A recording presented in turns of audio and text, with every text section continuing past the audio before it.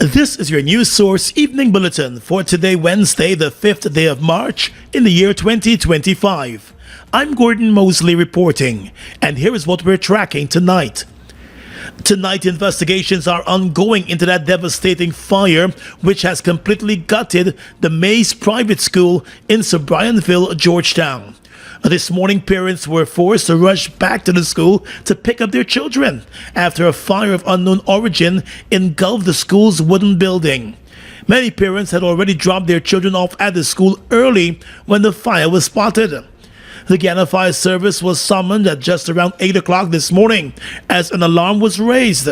Students who were already in the school were rushed out and moved across the road to a play field as fire tenders arrived and started to battle the blaze. Aided by strong winds from the nearby Atlantic Ocean, the fire quickly engulfed the two-story building in 3rd Avenue, Sobrianville. The large clouds of smoke billowing into the sky could have been seen across the city from several miles away.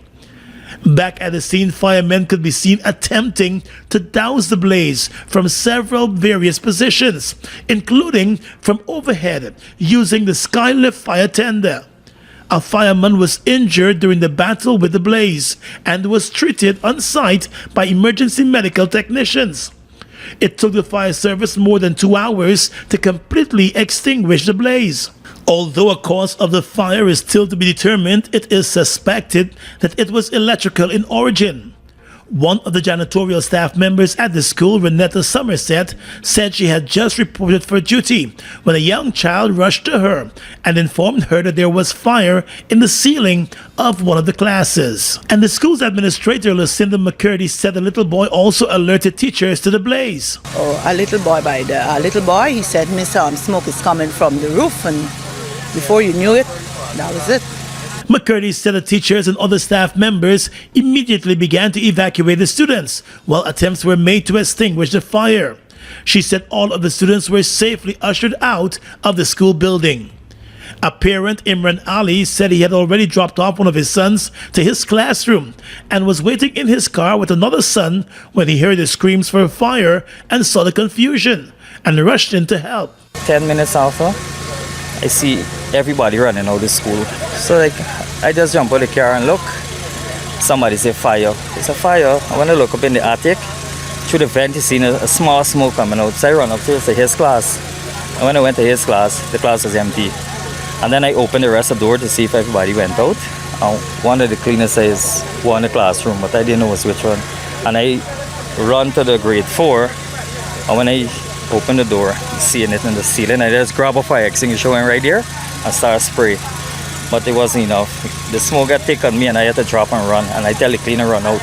The parents said the fire quickly spread to other parts of the building and consumed the building within minutes. As firefighters from across the region battled the blaze with the use of the skylift fire trucks and a number of fire tenders, the Home Affairs Minister Robeson Ben said at the time of receiving news of the fire, the Guyana Fire Service had already dispatched firefighters to the location. It looks as though we have complete destruction of the school, which is a seemingly fairly old wooden building.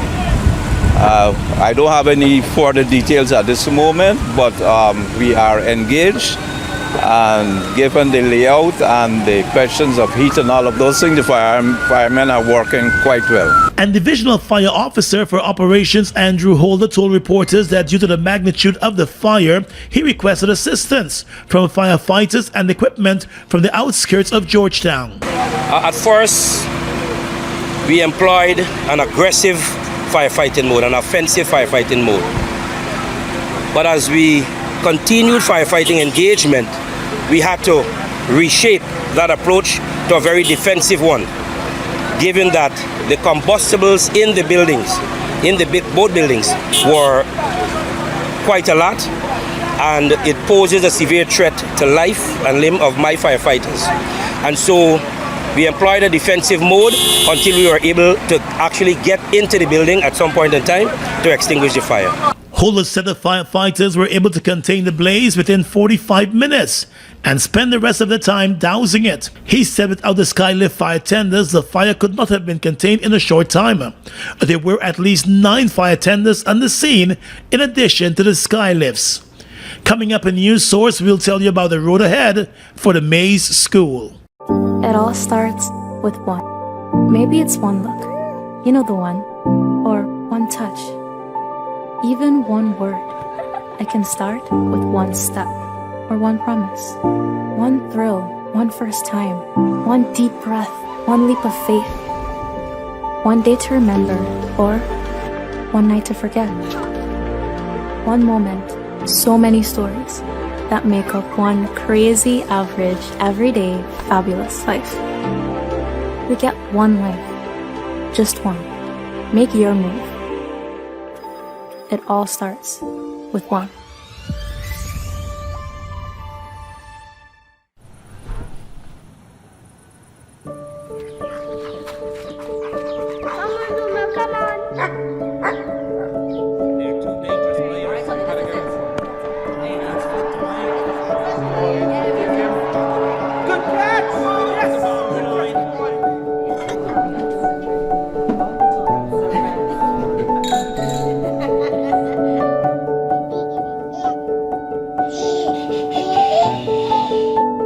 Your own home is so much more than just four walls, floors, and ceilings. It's a lifetime of great memories and stories. Come talk to us and start your journey home today. Republic Bank, we're the one for you.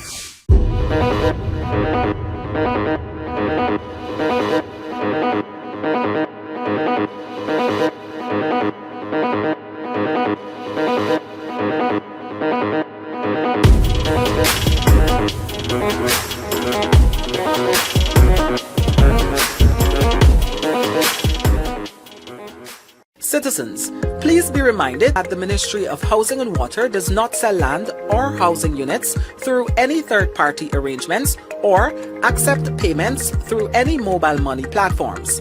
All our allocations are done at our Brickdam Georgetown Lane office, any of our regional offices, or at any scheduled Dream Realized event. A message from the Ministry of Housing and Water, Central Housing and Planning Authority. Mobil 1 is more than oil. It's many oils. It transforms at the molecular level. When cold, it's thicker than honey. When hot, it's thinner than water. Mobil 1 adapts and readapts to last longer. 16,000 kilometers between oil changes. That's your engine evolved. Guyana is the authorized distributor of Mobil lubricants.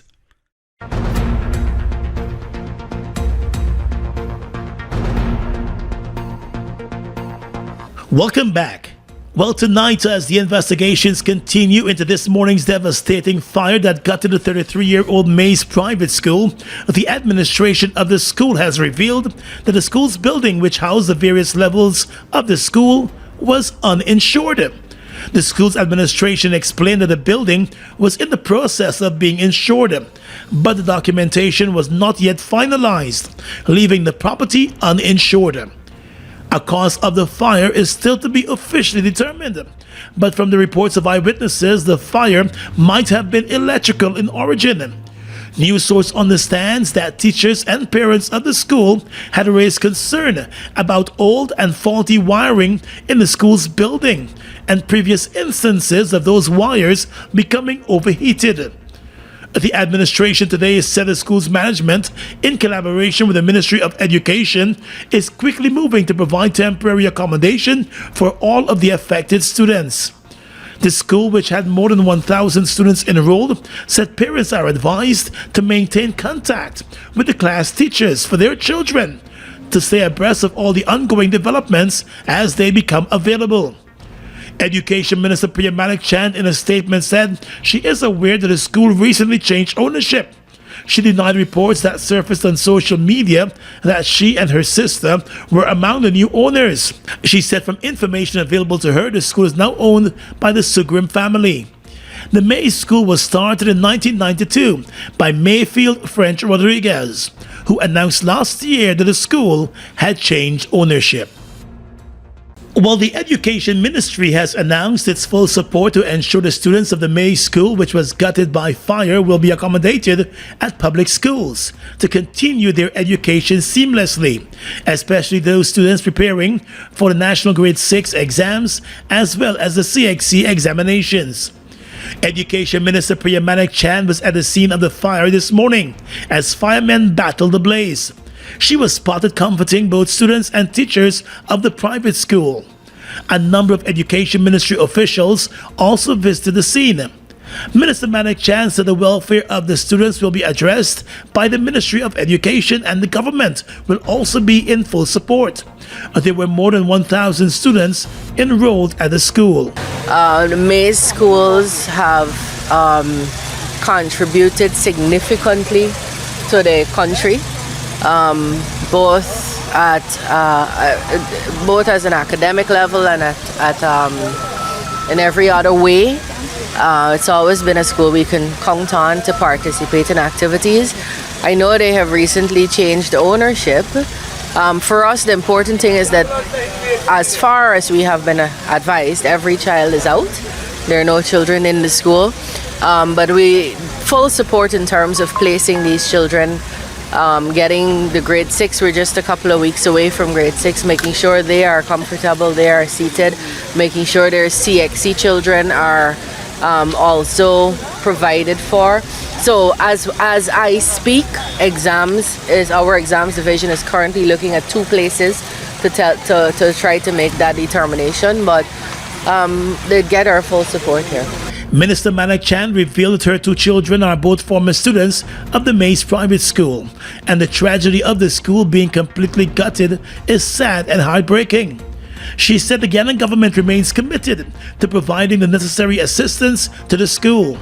The Ministry of Education said it will continue to engage with the school's administration, with parents and other stakeholders to ensure a smooth transition for the displaced students and to provide ongoing support as needed. The May School was established back in 1992 and has been one of the leading private schools in the country, catering for students at the nursery to secondary levels. In the courts now, Acting Chief Justice Roxanne George on Tuesday made several orders against the Guyana Geology and Mines Commission and the Minister of Natural Resources Vikram Bharat, setting aside their directives against 2 small miners for 32 gold claims. Justice George ruled that the miners Milton Bransford and Ayodhya Narayan were the lawful owners of 32 gold claims at 14 Mount Asano in Karuni. The 2 small miners were represented in court by attorney Sian DeJorn. In her ruling, the judge set aside an order to remove from a claim area which was made by the GGMC against Bransford and Narayan on the 19th of July 2023. At the time, the GGMC had ordered the miners to remove from the claim area on the grounds that they had no permission, when in fact the miners had owned the rights over the area in question for several years. The Chief Judge also quashed Ministerial Order 56 of 2023, issued by Minister Bharat, to shut down the mining of the 32 claims by Bransford and Narayan. In delivering her ruling, the Chief Justice noted that the ministerial order cannot be retroactive to affect the established rights in the claims of the miners. On the 8th of August 2023, Minister Bharat had ordered the stoppage of all mining activities in the claims areas owned by the miners, save and except mining activities of state bodies and corporations as directed by him. That triggered a lawsuit filed by the miners against Minister Bharat and the GGMC in November of that year, 2023. In their claim before the court, the miners alleged that the minister and the GGMC were trying to shut down their gold mining operations and distribute the same lands by lottery to other miners. It was revealed in court documents that shortly after Minister Bharat issued Order 56 shutting down the claims by Bransford and Narayan, the minister and the GGMC started holding several lotteries between September and December of 2023, where the lands were given out to other individuals. Bransford and Narayan were never invited to the lotteries held by the minister and the GGMC, and those lotteries were never publicized in the newspapers or in the official gazette.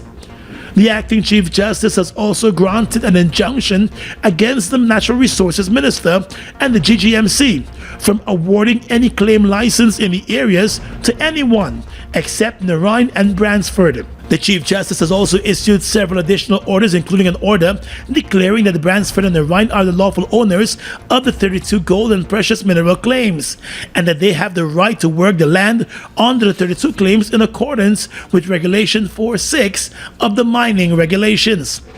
She also ordered the GGMC and the minister to take all steps necessary to favorably process the applications for 32 claims license by Bransford and Narine, and granted injunctions against the GGMC and the minister to prevent them from damaging, moving, or otherwise interfering with the operations of the two miners on the claims.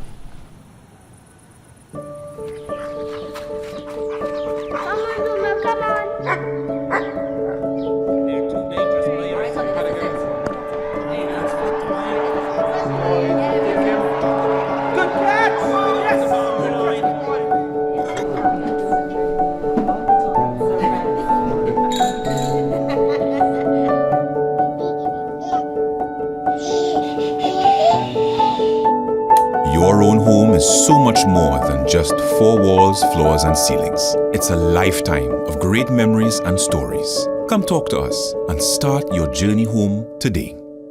Republic Bank, we're the one for you. Ready to up your game? Ready to up your game? Win big with over 60 epic prizes. A brand new PS5, Nintendo Switch, iPhone 16 Pro Max, Apple smartwatch, and the hottest earbuds from Apple and Samsung. Plus, we are giving away thousands in phone credit and a whole year supply of Buster or Turbo Energy drink. Here's how. Buy any Buster or Turbo Energy drink, find the code starting with BB and enter online or on WhatsApp. Visit us on Facebook or Instagram at Turbo_Caribbean or Buster Guyana for all the details. Don't just play. Up your game with Buster and Turbo Energy. 9 months after being sanctioned by the U.S. government along with his son and their businesses, Guyanese business magnate Nazar Mohammed broke his silence last evening on the impact of those U.S. sanctions and the Guyana government's reaction. To say that it hasn't affected us is an understatement. Indeed, it has affected us greatly because our entire business, actually come to a standstill. The Mohammeds, along with their businesses, were sanctioned by the U.S. government over claims of under-declaration of gold, money laundering, tax evasion, and payment of bribes. A permanent secretary in the government was also sanctioned along with the Mohammeds. For the Mohammeds, the sanctions have effectively resulted in the company being forced out of the local oil and gas sector, where it provided several services, as well as the construction industry and the gold trading business. Yesterday, the Maritime Administration Department announced that it has taken a decision not to renew the cabotage permission previously granted to Hattie's World, which is also owned by the Mohammeds. The cabotage permission allowed foreign flagged vessels to operate on coastal voyages in Guyana's waters. The company was granted a license to continue those operations after the U.S. sanctions. But after the issue was recently highlighted on social media, the last license expired in February, and Marad indicated that the license will not be extended. The senior Mohammed said he cannot be stopped from doing business in Guyana, and he intends to have the court address the issue. Though the Constitution protects me as a citizen of Guyana, I can do whatever business I want to do in my country. No one can stop me from doing any business in our country because the sanction does not dictate that I cannot do business in my country. The company's gold mining operations will also be affected as those licenses are not being renewed by the government. Mr. Mohammed said for the past 14 years, his family has acquired 80,000 acres of mining lands and has never encountered difficulties renewing those licenses, having paid the royalties until now. He said the company's quarry and Cambio operations have also been affected by the U.S. sanctions. Our Cambio license have been taken away without any hearing, without any justification. And according to the sanctioned businessmen, senior functionaries within the government have been deliberately misrepresenting the effects of the sanctions. Myself and my son and our companies cannot do business with American citizens and American companies. We have been in the oil and gas sector very early, and we have lots of clients from various American companies who had to leave after the sanction respectfully. We were providing great service for them, but they had to leave, which is understandable. But to say that anyone who associates themselves with the Mohammeds would be sanctioned is ludicrous. In announcing the sanctions in June of 2024, the U.S. Treasury Department warned that financial institutions and other persons that engage in certain transactions or activities with the sanctioned entities and individuals may expose themselves to sanctions or be subject to an enforcement action. The U.S. Treasury Department said the prohibitions include the making of any contribution or provision of funds, goods, or services by, to, or for the benefit of any designated person, or the receipt of any contribution or provision of funds, goods, or services from any person. Mr. Mohammed said he's not aware of anyone being sanctioned as a result of an association with the family or their businesses. Vice President Barra Jagdeo, during one of his recent press conferences, said that a number of persons who were associated with the Mohammeds have had their U.S. visas revoked. But Mr. Mohammed said that statement by the Vice President is simply untrue. Mohammed, who contested the last local government elections as a candidate for the governing PPP, declared that all his life he has been associated with the PPP Civic, and for that reason he cannot comprehend the hostility of the party and its agents towards him and his family. He said his family has been facing a growing number of threats as his son continues to visit communities across the country and persons encourage him to run for political office. Mr. Mohammed said if his son, Azruddin Mohammed, decides to run for public office, that should be his choice. Retired Chief of Staff of the Guyana Defense Force, Dr. Gary Best, believes Guyana has got to do more than investing in diplomacy to hold off Venezuela's ongoing acts of aggression. Appearing on the Nation Watch television program one day after the incursion of a Venezuelan military vessel in Guyana's waters, Dr. Best said the government has got to invest more national resources in the military to beef up Guyana's defense. This year, less than 5% of the national budget was allocated to national defense spending. I believe it's important for us to recognize that it is incumbent that the Defense Force at this point in time is re-equipped and better equipped to hold Venezuela for determined piece of time, maybe 72 hours, until international pressure comes in. So diplomacy, yes, will still be an active weapon by Guyana, but we cannot forget the importance of building up those resources of the Guyana Defense Force to defend Guyana. During the incursion last Saturday, the Venezuelan Coast Guard vessel spent more than 5 hours traveling to the various oil production and oil drill ships within Guyana's waters, questioning the captains of those vessels and declaring falsely to them that they were operating within Venezuelan waters. Guyana has since filed an official protest with the government of Venezuela and has also informed the international community on the latest act of aggression from the neighboring state, which continues to claim Guyana's Essequibo region. Dr. Best said the government has got to take the threats from Venezuela much more seriously and dedicate more resources to the nation's defense. We have a large budget, much more resources, much more income, and we have less spending percentage-wise on the defense of Guyana. If we were to cut infrastructure budget by 60% or 40%, it would not affect the other sectors. You have more money available to put towards defense. Again, I'm still dealing with the question of diplomacy. Is diplomacy sufficient? I think diplomacy needs to be buttressed with a total national defense effort in Guyana, what we call defense in depth, linked to living frontiers, living borders, linked to ensuring that the persons who are in the Venezuelans in Guyana are not forward elements or forward agents of the Maduro regime. We have a country that is actively engaging to take 2/3 of Guyana. And for us to believe that the Venezuelans in Guyana are all refugees, I think that's foolhardy. No doubt, in my mind, they are forward elements from Venezuela in Guyana, actively working to destabilize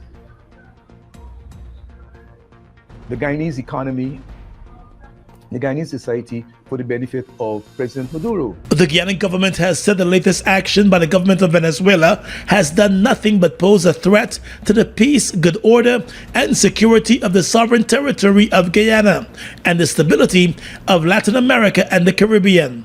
The government made it clear that Guyana views the maneuver by Venezuela as highly provocative and is concerned by the persistence of the Venezuelan government in encroaching on Guyana's land and maritime territory. Police in Quarantine Berbice are on the hunt for the driver of a car that was involved in a deadly hit-and-run accident that claimed the life of a 9-month-old baby. The baby was at the time in the company of her 17-year-old father and 19-year-old mother. The accident occurred on Sunday night along the Line Path Public Road in Quarantine Berbice. According to a police report, the two teenage parents and the baby were on an electric cycle that was being driven by the father when the car slammed into the bike from the back, resulting in the mom, dad, and baby being pitched onto the roadway. The parents, Tushan Surajnarayan and Kavita Betsan, along with the baby, were all picked up in an unconscious state and rushed to the Skeldon Hospital as the driver of the car that hit them sped away from the scene. The injured parents and the baby were later transferred to the Georgian Hospital on Monday, but the baby succumbed to her injuries while being transported. The driver of the car has since been identified as Avinash Naidu of Karibaton. He is still to be apprehended, and his whereabouts are unknown. The car was found at the home of its owner, Vidawati Arjun of Crabwood Creek. The woman is said to be assisting the police with the investigations as efforts continue to locate the driver. It all starts with one. Maybe it's one look, you know the one, or one touch, even one word. I can start with one step, or one promise. One thrill, one first time, one deep breath, one leap of faith, one day to remember, or one night to forget. One moment, so many stories that make up one crazy, average, everyday, fabulous life. We get one life, just one. Make your move. It all starts with one.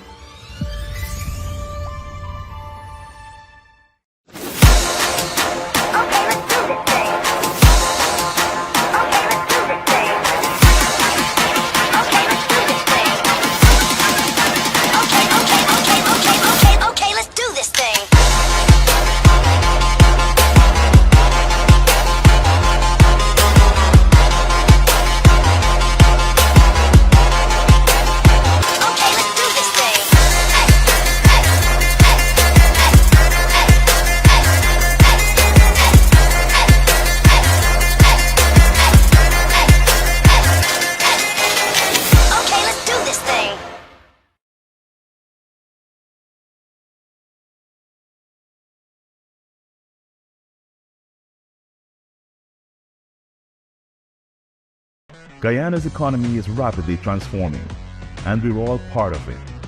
Guyoil is at the forefront of this development by providing reliable and efficient energy and supporting community development from the very core. 100% of Gaya's profit goes back to building schools, roads, and other important infrastructure that connects our cities and towns, providing fuel to domestic, marine, industrial, and aerial transportation.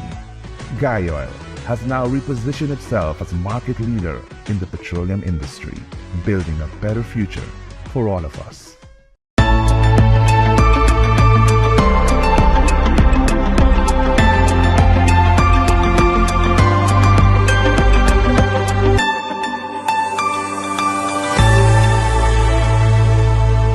With your regional and international news tonight, I am Svetlana Marshall in the region. Carnival celebration along the western main road in St. James, Trinidad and Tobago came to an abrupt end last evening after gunfire erupted, resulting in a Venezuelan man being killed and 3 other people, including 2 women, being injured. Trinidad Express in a report said up to last night, crime scene investigators and their colleagues from Region 1 Homicide Bureau of Investigations, as well as officers from other arms of the police service, were at the crime scene carrying out inquiries. A 61-year-old man was detained by the police following the incident. Police were told one of the victims may have attempted to rob him, and he pulled out a Glock pistol and opened fire, hitting the victim and 3 others. Police were unable to confirm to Express News last night whether the man was authorized to have the firearm in his possession. They have, however, since been able to identify the dead man as 30-year-old Erwin Joaquin. His death has taken the country's murder toll for the year so far to 65, compared to 94 for the corresponding period last year when there was no state of emergency. Venezuela's exports of crude and fuel rose in February to their highest since November, vessel monitoring data showed, as the U.S. prepared to terminate a key license that allows oil major Chevron to operate and ship crude from the country. Venezuela's oil output and exports have grown since Chevron was granted the license in late 2022, providing a reliable source of revenue to President Nicolas Maduro's administration. The company in January shipped to the U.S. more than 30% of the South American nation's total exports.